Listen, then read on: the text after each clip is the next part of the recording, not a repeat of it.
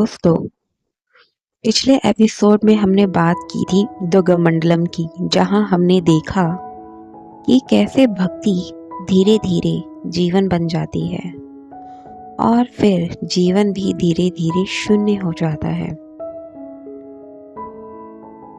ना कोई मांग, ना कोई शोर, ना कोई इच्छा, बस एक खामोशी।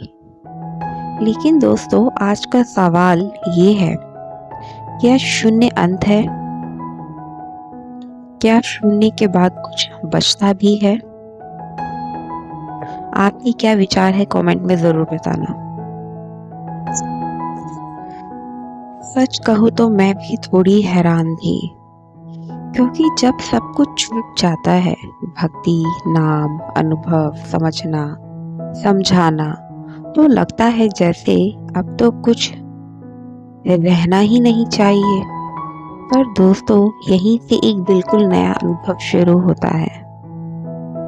जब शून्य पक्का होने लगता है ना, तो एक बात महसूस होती है, अब शून्य भी पकड़ने जैसा नहीं लगता। शून्य होने का घमंड भी नहीं रहता, बस एक बहुत ही सरल स्थिति रह जाती है, जैसे कुछ भी करना बाकी नहीं और कुछ भी छोड़ना भी बाकी नहीं। दोस्तों, यही मुझे एक गहरा बोध हुआ। हम महसूस करते हैं, हम हमेशा सोचते हैं कि हमें कुछ बनना है, भक्त बनना है, शांत बनना है, शून्य बनना है, साक्षी बनना है।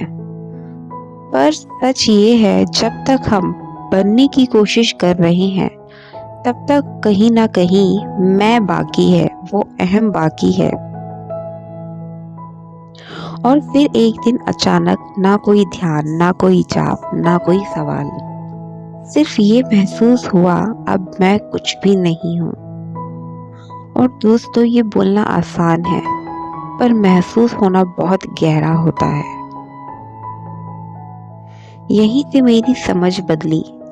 मुझे लगता था शून्य मतलब खाली हो जाना, पर नहीं, शून्य मतलब बोझ से मुक्त हो जाना, जैसे एक छोटा बच्चा। हाँ दोस्तों, यही मुझे सबसे सुंदर और बहुत ही दृष्टांत मिला मुझे यहाँ से, इस अनुभव से। शून्य एक बच्चे जैसा होता है। बच्चा ना कल का बोझ उठाता है, ना कल का डर रखता है, ना सुख को पकड़ता है, ना दुख से भागता है। बच्चा सिर्फ जो है वही जीता है। और फिर मुझे महसूस हुआ, ये बच्चा कहीं अकेला नहीं है, ये बच्चा ईश्वर के गोद में है। इसका मतलब ये नहीं कि ईश्वर कहीं बैठकर हमें उठा लेते हैं। इसका मतलब ये है दोस्तों, जब मैं छूट जाता है, जब संघर्ष रुक जाता है, जब इच्छा भी शांत हो जाती है, तो चेतना सुरक्षा में आ जाती है। जैसे बच्चा माँ की गोद में हो, ना उसे अपनी रक्षा करनी होती है, ना ही अपना भविष्य सोचना होता है। दोस्तों, यहाँ एक बहुत गहरी बात है, ईश्वर को पाने की इच्छा भी यहाँ नहीं होती, कि यहाँ महसूस होता है हम कभी अलग थे ही नहीं। बस बीच में मैं का शोर आ गया था, और जब ये शोर शांत होता है, तो एक अजीब सी शांति आती है। ऐसी शांति जिसमें खुशी का हंगामा नहीं होता और दुख का बोझ नहीं होता, बस स्थिरता होती है। दोस्तों, शायद इसीलिए मुझे ये महसूस हुआ, जैसे ईश्वर भी शांत हो गए हो, जैसे कह रहे हो, मेरा बच्चा वापस आ गया। ना कोई उपदेश, ना कोई वरदान, ना कोई संदेश, बस एक पहचान।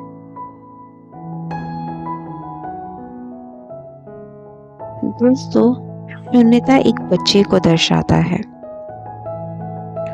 उस बच्चे के पवित्र मन को जहाँ कोई मैल या फिर कोई लिखावट नहीं है। वो अपनी माँ की गोद में है, यानी ईश्वर की गोद में है।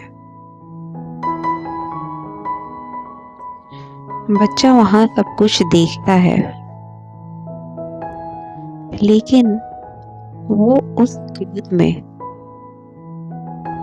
ये भूल जाता है कि वो किसकी गोद में है। तब वहाँ माँ जो है, उसको किसी प्रकार का दुख नहीं होता। वो तो खुश होती है अपने बच्चे को देखकर, हंसता देखकर, खेलता देखकर। अब वो आनंद लेती है। यानी अब हम इस अवस्था में हैं जहाँ हम पर किसी प्रकार के सुख दुख का कोई बोझ नहीं है। उस बच्चे की भांति, और ईश्वर हमें अपनी गोद में खिलाते हैं कि बच्चा मेरा अब फिर वापस लौट आया है। ये बहुत गहरी बात है और इसे केवल समझना नहीं, आपको महसूस करना होगा अंदर से।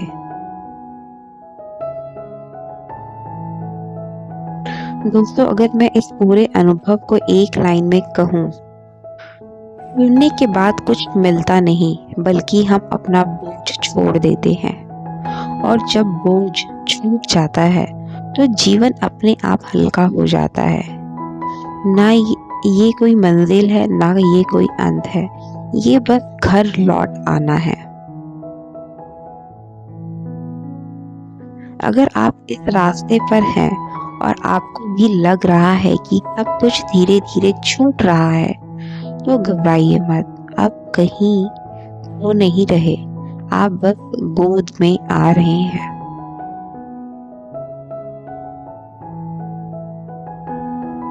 शक्ति भी, भक्ति भी, और अब पूरी तरह शांति। जय श्री राम। हर हर महादेव।